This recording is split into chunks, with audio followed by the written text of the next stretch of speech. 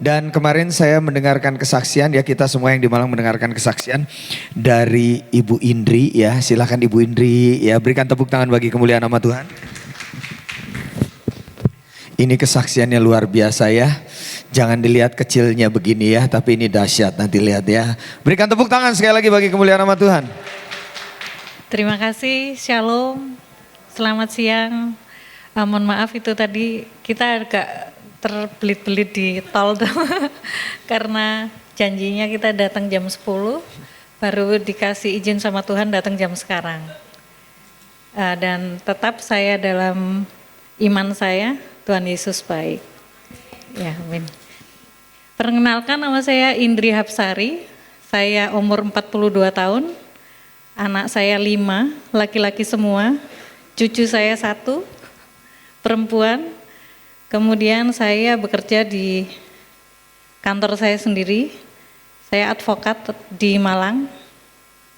Saya diizinkan Tuhan untuk memberikan kesaksian hari ini dan kemarin, dan itu suatu kebanggaan buat saya dan penghiburan buat saya untuk saat ini, karena perjalanan hidup saya rasa tidak mudah buat saya sendiri. Mungkin orang yang melihat saya, kondisi sekarang ini baik-baik saja, saya baik-baik saja. Awal saya menikah setelah lulus SMA, umur 16 tahun saya sudah menikah. Umur 17 tahun saya punya anak pertama. Saya menikah dengan suami saya, waktu itu dia seorang polisi di Malang juga. Kemudian pernikahan saya dikaruniai 1 orang putra. Dan saya hanya menjalankan pernikahan itu selama 2 tahun saja, karena ada hal-hal yang menurut saya membuat hati saya sakit dan menangis. Saya dulu seorang muslim, sampai SMA saya muslim, sampai saya menikah saya muslim. Saya orang yang taat beribadah, saya ngaji, kalau di muslim itu ada ngaji Quran, ada ngaji telinga. Jadi ngaji telinga itu kita mendengarkan ceramah, mendengarkan firman. Saya yang tidak pernah meninggalkan sholat saya selama 5 waktu. Saya selalu berusaha untuk ini waktunya saya sholat. Hingga ketika saya menikah pun saya tetap menerapkan itu. Yang saya buat hati saya nangis di pernikahan saya pertama, waktu saya hamil umur 8 bulan, saya sholat dan saya ditendang sama suami saya. Dari situ saya masih, oh Tuhan, ini mungkin karena dia lagi kerasukan setan atau apa, saya enggak tahu. Tapi saya tetap sholat aja, sampai akhirnya saya menghadapi situasi yang paling berat.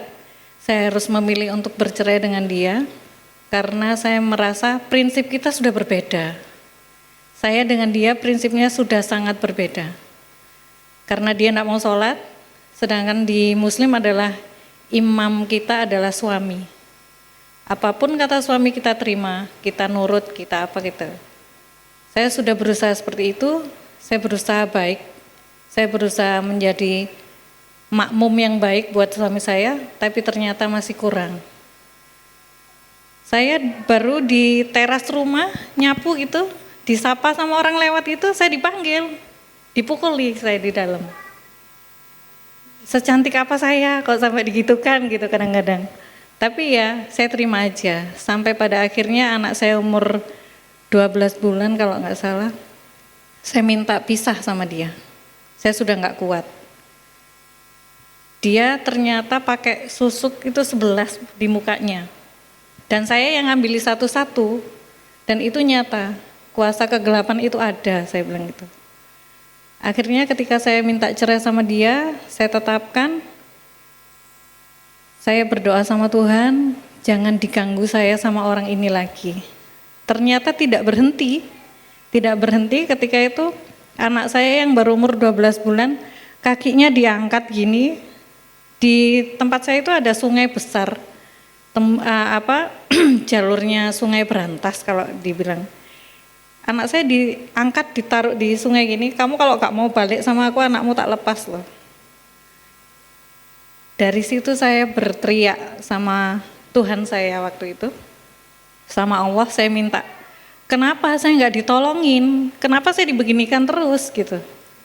Sampai akhirnya saya pernah mencoba untuk bunuh diri.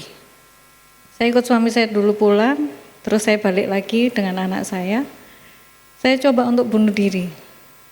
Saya capek, saya lelah dengan keadaan yang seperti ini, saya lelah.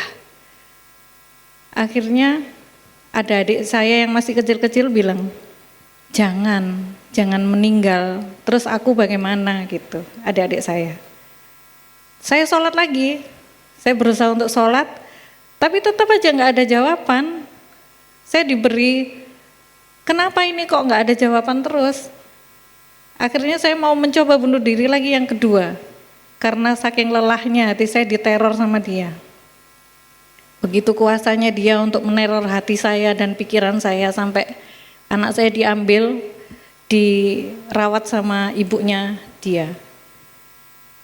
Ketika saya mencoba bunuh diri yang kedua itu, saya pakai rukuh, saya pakai mukennah itu, saya selesai sholat. Tidak ada jawaban. Sampai akhirnya saya tertidur. Dan saya tidak pernah mendengar suara yang selembut dan seenak itu yang saya dengar. Cuman bilang gini aja, datanglah kepadaku karena aku adalah jalan yang benar. Saya cuman bangun terus, ini suaranya siapa tadi ya gitu. Saya nggak tahu itu suara siapa, saya nggak kepikiran sama Tuhan Yesus, saya nggak kepikiran. Sampai akhirnya di malam berikutnya begitu. Saya habis sholat, saya ketiduran, kalau muslim itu ada sholat tahajud namanya. Itu sholat di atas jam 12 malam. Itu saya mendengar lagi, dan sampai akhirnya yang ketiga saya mendengar hal yang sama. Di hari Minggu pagi saya lari ke gereja mana aja yang buka pasti saya datangi. Ternyata saya dituntun Tuhan untuk masuk ke gereja GPIB Immanuel di Malang. Saya datang, saya hanya bisa nemui gembala saja. Saya bilang, saya mau ikuti Yesus. Saya mau ikuti Yesus. Saya ikut Yesus, dan gembala itu bilang, sudah mantapkan hatimu dulu, karena pikul salib itu berat. Iya, pikul salib itu berat. Dan setelah gembala itu bilang, sekarang ini saya baru merasakan memang benar-benar berat ikut salib. Pikul salib itu benar-benar berat. Ketika saya sudah masuk gereja, saya sudah beribadah, saya dipertemukan dengan suami saya yang kedua. Dia seorang jaksa yang belum pernah menikah, ganteng, baik, dia gak pernah marah-marah ke saya, setia. Dan setelah saya 4 tahun menjanda, saya baru menikah dengan beliau. Sabar orangnya, sabar. Kemudian saat sudah 4 tahun menjanda, saya menikah sama dia. Di pernikahan saya pertama, saya dikasih anak laki-laki di tahun 2002. Tahun 2002. Saya dikasih anak pertama laki-laki dari dia, namanya Boas. Umur 3 tahun saya dicobai lagi sama Tuhan. Saya dicobainya, anak saya kena sakit hisprung. Hisprung itu adalah penyakit bawaan dari lahir, yang anak itu enggak punya rasa untuk mules, kebelet pup itu enggak ada. Akhirnya dia harus di bypass di sini umur 3 tahun itu selama 7 bulan. Saya imani terus, iya ini ikut salib berat. Mertua saya baik-baik sekali. Akhirnya 7 bulan di bypass, dia operasi besar itu selama 11 jam, operasinya 4 kali, puji Tuhan sukses operasinya. Lutut saya ini sampai sakit Bu Pendeta, karena saya berlutut terus, Tuhan ampuni saya, ayo jangan saya dicobai terus, saya capek.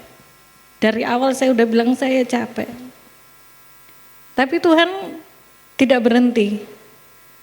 Cuman saya dikasih kelegaan ketika anak saya operasi keempat itu dia umur 4 tahun. Saya dikasih kelegaan dari 7 orang yang bareng operasi anak saya, hanya anak saya yang berhasil. Puji Tuhan. Kalau dokternya ketemu Boas sekarang itu mesti dipeluk sama bilang, kamu anak hebat gitu. Puji Tuhan, saya senang sekali dan saya berterima kasih sama Tuhan. Kemudian di tahun 2007 saya diberikan anak lagi laki-laki namanya Jonathan. Terus 2008 saya dikasih anak namanya Samuel. Kemudian di tahun 2014 saya dikasihkan anak lagi namanya Aldrich. Dan anak itu paling lucu, paling ganteng, paling menghibur sekali. Dan kami semua sayang sama dia. Di bulan Februari dia lahir sehat, tanpa kurang sakit apapun, ceria, menghibur kami. Di tahun 2014 juga bulan November Aldrich diambil sama Tuhan dengan kondisi yang baik-baik saja. Saya bilang, hari itu saya bilang Tuhan jahat. Tuhan sangat jahat sama saya. Saya masih netei Aldrich. Saya masih mau menyusui dia. Ketika ibu-ibu menyusui kadang-kadang kan merasa kalau anak ini haus itu kita merasa sakit. Saya tidur di makam. Saya berharap anak saya bangun dan teriak-teriak minta bukain peti. Saya tidur di makam selama 1 bulan, saya enggak mau pulang. Kalau saya dibilang, kamu gila? Iya, saya gila. Kasih aku makam di sebelahnya anakku, nanti kalau aku mati aku tidur di situ aja gitu. Jangan ditaruh di mana-mana. Akhirnya sama Tuhan, saya disadarkan oleh anak-anak saya yang lainnya. Boas datang ke saya, Ma, kalau mama kayak gini terus aku sama adik-adik bagaimana? Dia waktu itu masih kelas 3 SD. Saya bangun lihat anak-anak saya datang ke gereja, saya minta ampun. Dan saya baru merasakan bahwa Tuhan itu pencemburu dan dinyatakan saat itu. Karena ketika kita mau beribadah, Aldrich tidur, selalu bilang, nanti aja Ma, Aldrich masih tidur. Ya yos nanti aja. Kalau anak saya namanya Aldrich itu tidur, kakaknya rame itu, saya marahi anak-anak saya. Pokoknya saya mengistimewakan dia lebih dari anak-anak saya. Dan Tuhan memang menyatakan, aku cemburu ke kamu dan aku marah ke kamu karena apa yang aku kasih ke kamu tidak kamu pelihara dengan baik gara-gara anak ini. Anak saya sakitnya itu enggak ada. Jadi cuman habis bercanda, tersedak, gagal nafas, saya bawa ke rumah sakit. Cuman 2 jam dia diinfus enggak bisa masuk. Dia melepaskan tangan saya. Marah saya di situ. Itu yang terjadi. Kemudian saya diberi penghiburan sama suami saya. Ayo pindah rumah aja biar enggak keinget-inget Aldrich. Saya pindah rumah. Tahun 2014 Desember saya pindah rumah. Suami saya lagi Natalan sama saudaranya.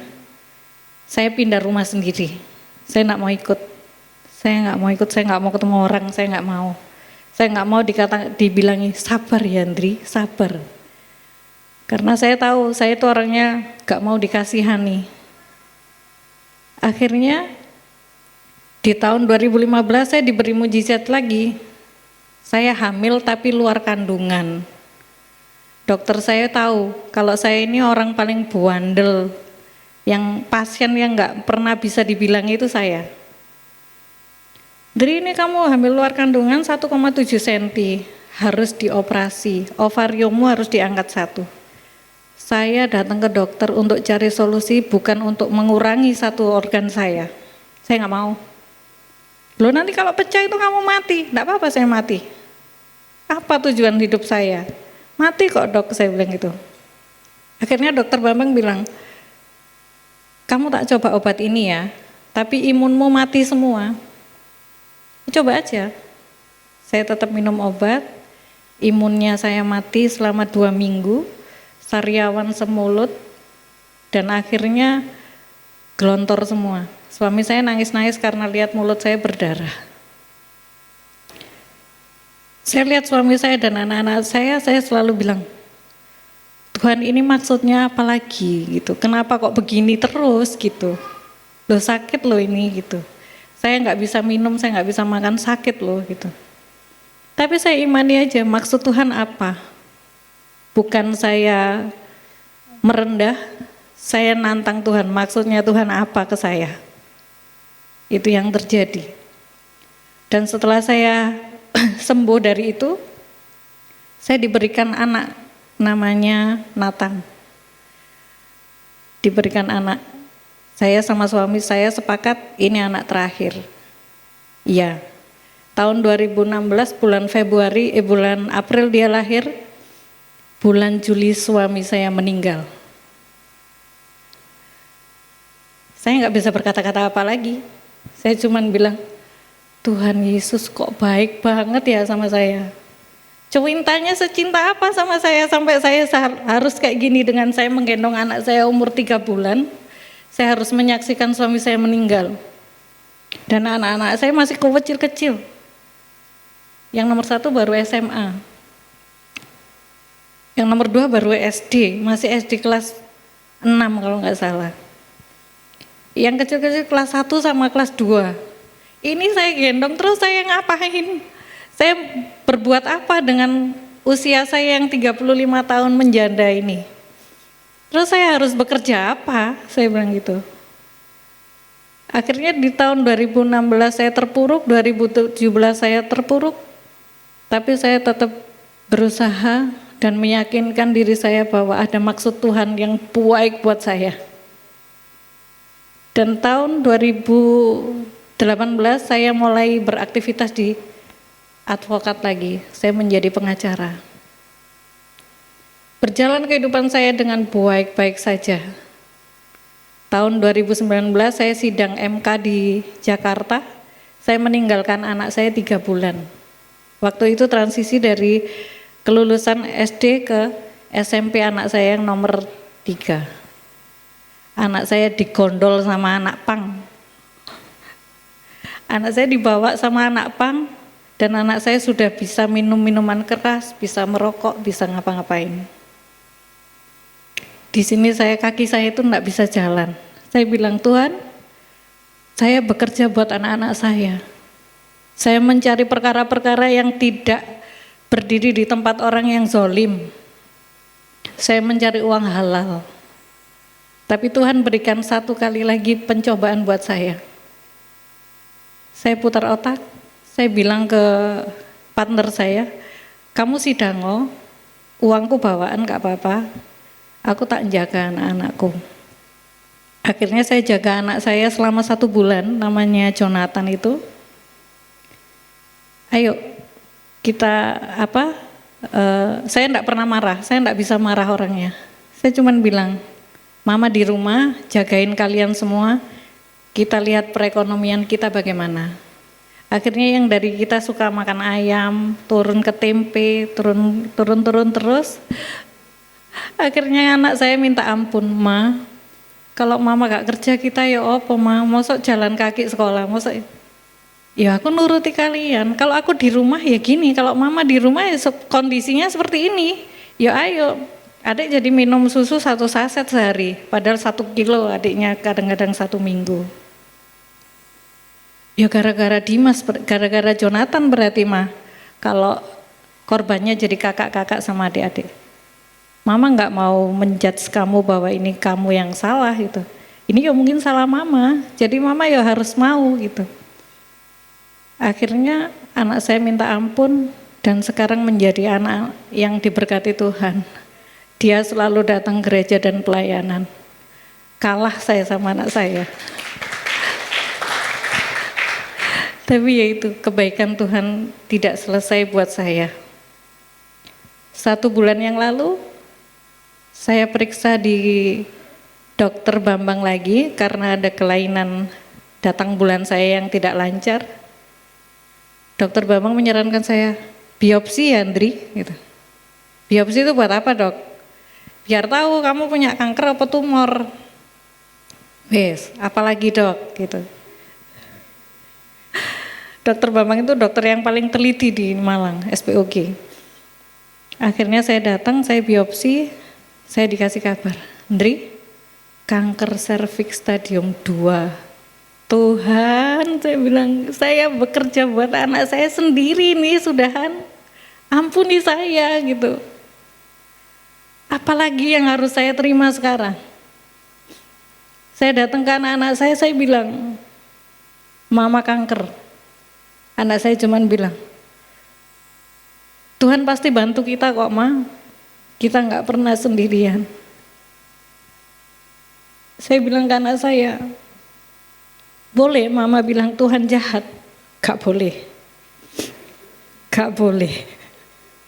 Tuhan itu baik gitu.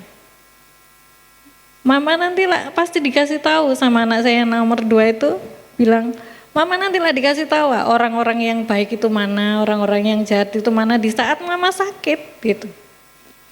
Dan nyata-nyata terbukti. Gak banyak orang yang tahu saya sakit, tapi sahabat-sahabat saya yang selalu di samping saya pergi sendiri-sendiri. Orang-orang yang dulunya gak saya peduliin datang dengan membawa obat yang saya gak nyangka-nyangka, sulit nyarinya itu, mereka datang. Saya dipertemukan dengan Bu Siana dan akhirnya bisa bersaksi di sini, ketemu Bu Eli. Saya juga gak menyangka-nyangka. Tapi dalam setiap doa saya bilang Tuhan itu baik. Apapun yang terjadi sama saya, Tuhan itu baik. Setiap malam saya berdoa sama Tuhan, Tuhan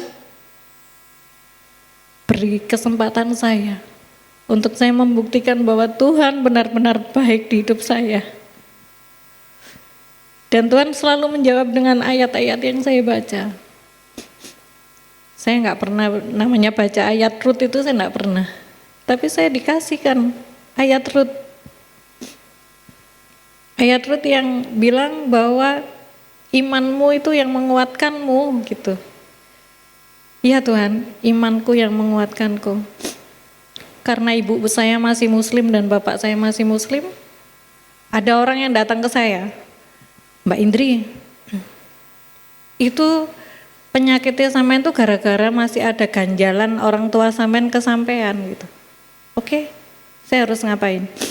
Minta maaf ke orang tua sampean dan bilang ke orang tua sampean, apapun permintaan terbesarnya ibu bapak saya turuti. Karena saya pengacara, otak saya pengacara udah bergerak. Pasti yang diminta bapak ibu saya balik ke muslim, pasti. Dan saya nyatakan ketika saya datang ke bapak ibu, saya minta maaf kalau saya ada salah. Apa permintaan ibu sama bapak terbesar? Kamu balik ke muslim. Saya sambil menangis ke bapak ibu, saya bilang, saya bukan melupakan di mana saya dilahirkan. Tapi saya sudah sangat mencintai Yesus, jadi saya nggak bisa kembali ke bapak ibu. Ampuni saya. Apapun agamanya, saya kira baik. Apapun pelajaran dari agama Islam ataupun Kristen itu baik. Saya khatam Quran berapa kali Pak gitu. Saya tahu artinya Al-Quran berapa banyak gitu. Dan isinya hampir sama. Pengajarannya pun hampir sama gitu. Terus kenapa ketika saya sudah mencintai itu, saya diharuskan balik lagi gitu. Terima kasih. Saya harus balik lagi. Saya belum bisa. Ya hanya karena bapak saya orang Muhammadiyah, yang beliau bilang, Ya kamu nanya permintaanku, ya itu. Bapak nggak bisa ngasih toleransi ke saya. Saya diceramai sama bapak saya. Kalau anaknya bapak ini bikin dosa, bapak itu nggak bisa masuk surga. Saya bilang ke bapak kan juga orang pengadilan ya Pak? Ya. Kalau orang pengadilan itu biasanya maling ayam itu anaknya, opo sing di penjara bapaknya, saya bilang gitu. Ya anaknya gitu. Lah iya, lah sekarang hukum Tuhan sama hukum manusia kok adilan hukum manusia, saya bilang gitu. Kita ngomong logika aja sebagai orang hukum yang mengerti gitu. Ya sulit kalau ngomong sama kamu. Ibaratnya bapak sudah mencintai ibu, tiba-tiba bapak tak suruh cerai itu gimana Pak, saya bilang gitu. Ya gak bisa, itu kan hatiku. Sama, saya juga mencintai Yesus lebih dari apapun Pak, saya bilang gitu. Karena setelah suami saya nggak ada, Yesus yang ada buat saya. Saya bukan pengacara yang menghadapi masalah yang enteng-enteng. Saya pernah kok waktu sidang saya menanyain saksi, punggung saya seperti disetrika, pernah kok. Teman saya sampai nggak bisa bicara, pernah kok. Kita datang ke pengadilan tiba-tiba kecelakaan, sering kok, saya bilang gitu. Hal-hal yang kayak gitu, kita mau nggak percaya kuasa gelap ya nggak bisa. Itu terjadi dan ada gitu. Tapi apa Bapak mengerti? Apa Bapak yang nolong saya gitu? Enggak, yang nolong saya Yesus. Saya tetap berjalan ke pengadilan dan saya bilang, saya selesaikan tanggung jawab saya. Saya bersidang dengan lancar walaupun mobil saya keadaan enggak karu-karuan. Hal-hal yang kayak gitu yang saya imani bahwa Tuhan itu baik. Tuhan itu suami saya. Setelah suami saya nggak ada, anak saya dipelihara. Saya bekerja buat anak saya sendiri. Dan puji Tuhan anak saya sekarang nggak ada yang nakal-nakal, nggak ada yang bagaimana-bagaimana. Selalu menguatkan saya. Tahu saya sakit, saya bilang ke anak saya, jangan pernah anggap mama sakit. Aku gak mau sakit gitu. Mama ini sehat. Ketika saya tidur, buka pintu pelan-pelan, ada yang pegang batu, ada yang pegang ini. Mama butuh minum gitu. Ya ampun Kak, mama iso jalan loh, enggak apa-apa gitu. Ya gak apa-apa gitu. Mama headnya gimana headnya? Enggak apa-apa, enggak bagaimana gitu. Mama kerja masih kuat, kerja kuat. Karena mama nggak sakit. Ibaratnya orang jalan kesleo itu loh mama, bukan penyakit kanker yang mematikan. Terus mama maunya gimana? Mama maunya sehat. Dan mama butuh dukungan kalian untuk sehat. Jangan buat mama seperti orang yang sakit, yang nggak bisa sembuh. Mama yakin dan percaya Tuhan kasih kesakitan dan Tuhan pasti kasih obat. Apa yang dulunya nggak ada di badan mama pasti nggak ada lagi nanti atas kuasa Tuhan Yesus. Saya sering ingetin ke menantu saya itu muslim, sama anak saya yang pertama muslim. Saya nggak pernah maksain mereka untuk pindah lagi ke agama saya, karena dari lahir dia sudah muslim. Oma, anak saya kalau panggil saya, gak kepingin sahadat ah. Oh, kalau mau coba sahadat le masih ping 100 ya tak baca. Tapi hati saya tetap sama Yesus. Saya bilang gitu. Emang Oma pernah ketemu Yesus ah? Kok secinta itu sama Yesus? Saya tanya ke dia, kamu pernah ketemu Allah ah? Kok sampai secinta itu sama Allah sama Muhammad? Saya bilang. Anak saya cuman bilang gini, ya wes. Walaupun kita keluarga hukum, Oma tetap yang paling menang. Oma yang paling benar. Jadi anak-anak saya kuliahin hukum semua. Saya nggak mau anak saya kuliah lainnya selain hukum. Karena saya mempersiapkan mereka untuk jadi orang-orang yang seperti papanya, yang nggak mau uang, gak mau disuap, gak mau apa. Saya kepingin dia seperti papanya. Dan seperti saya membela orang-orang yang memang benar-benar di posisi yang benar. Saya gak mau di posisi yang salah. Karena saya merasa ketika saya membela orang yang di posisi yang salah, uang yang saya berikan untuk anak-anak saya gak berkah. Dan pasti anak-anak saya dalam kondisi yang tidak baik-baik saja. COVID 2020-2021, anak saya nggak pernah ada yang kena. Anak saya sehat semua. Tuhan Yesus baik, walaupun saya kena COVID, anak saya tidak. Dan mereka saling support untuk merawat saya. Anak-anak saya luar biasa. Saya dikasih Tuhan anak-anak yang sangat luar biasa. Anak-anak yang dewasa ketika menghadapi permasalahan-permasalahan saya. Mereka selalu saya ajak untuk sharing tentang pekerjaan saya. Dan saya berharap mereka juga curhat tentang sekolah-sekolah mereka kepada saya. Dan Tuhan menyatakan anak saya dengan kondisi yang jujur dan baik-baik saja. Sekolahnya juga berprestasi semua. Walaupun saya enggak pernah ngajari, ABC itu enggak pernah. Tahu-tahu anak saya bisa baca, tahu-tahu anak saya ranking. Saya suruh les, enggak mah, nanti ngeluarin uang banyak. Mau untuk datang ke bengkel, betulin mobilnya, motornya gitu, mah punya uang mah, aku mau betulin ini loh. Lo ada, lah nggak ada nggak usah, nanti aja gitu. Kayak gitu saya sampai dalam hati saya, ya aku yang cari uang buat kalian loh, kalian kok nanya-nanya kayak gitu tuh saya kadang-kadang terharu juga. Kenapa harus bertanya ketika aku bekerja gitu?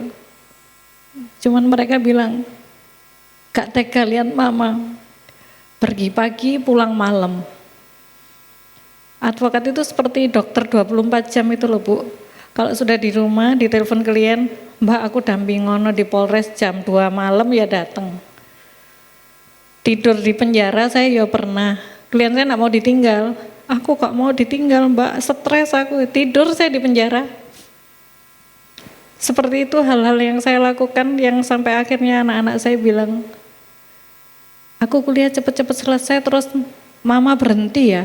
Aku yang ngerjain semuanya. Penyertaan Tuhan dalam hidup saya sangat luar biasa. Sampai sekarang pun saya divonis kanker serviks stadium 2B, saya tidak pernah merasa sakit dan saya baik-baik saja. Tuhan Yesus selalu menguatkan saya bahwa kamu akan selalu dalam penyertaan saya.